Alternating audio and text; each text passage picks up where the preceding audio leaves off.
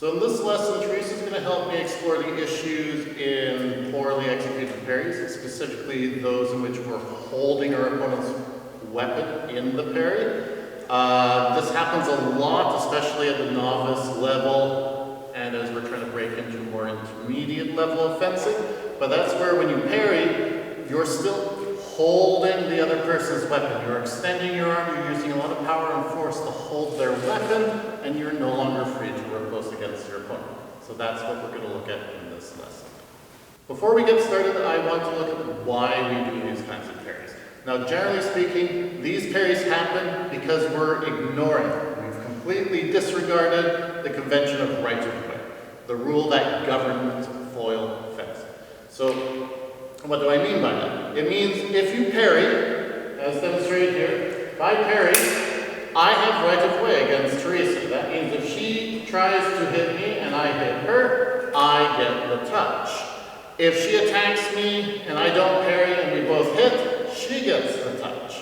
So right of way exists for that reason. So if I parry and I just hold the blade, I'm ignoring the fact that it's my turn to attack.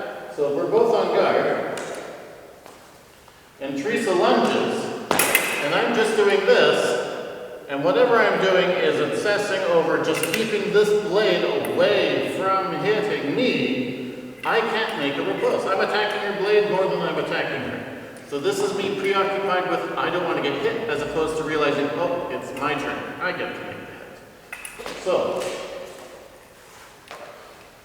how does that impact your ability to land riposte? So as we've already determined, you've parried, you're in charge. Okay? So you can make a riposte, right? Not necessarily. So Teresa's going to do this bad parry that we just looked at. We're going to see how it impacts her ability to land riposte in time. So we're on guard. I'm going to lunge. Teresa's going to parry in 4, and she's going to hold my blade. Alright, now, at this distance, she has to somehow make a riposte. And you can see there's a lot of movement into making that riposte. She has to bring her arm back, she has to break the line, bring her arm forward, and re-extend. So as I said, let's look at that in real time. Let's see how quick that's going to be effective. So same thing, I'm going to lunge, she's going to do the exact same thing. So I'm on guard, I'm going to lunge, and I can just remise against her holding my blade. She parried, she has right of way, but she's not riposted. So I can get away with a remise, because it'll take her too long to land her riposte. Even the machine timing will lock her touch out. So pushing and holding the blade is not a great idea, especially if your arm's fully extended. So let's look at a good parry. So we're going to do a parry in 4. I'm going to lunge at Teresa. She's going to parry in 4 and make a riposte, using the convention of right of way on her side. So I lunge, and there's the parry riposte. So a lot easier. You can see there's a lot less moving there. You don't have to just physically overpower your opponent.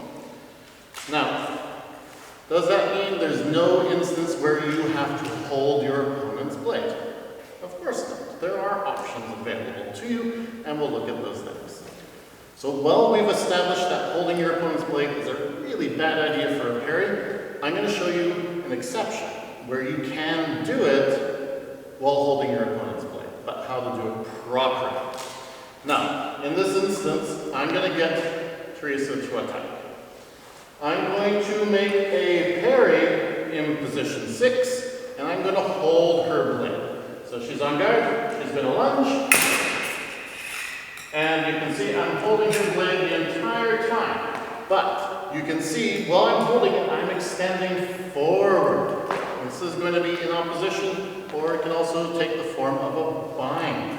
But regardless, you're not pushing against the blade, making your arm go away from your opponent. It is going forward. So we'll look at that again. I can do it in position 4. So Teresa lunges, there's my parry in 4. You can see I'm holding her blade, and I can make the riposte right there while maintaining control and holding the blade. So this is okay. Why? Because I'm not pushing away from the target. Holding the blade allows me to still threaten the target and use right of way.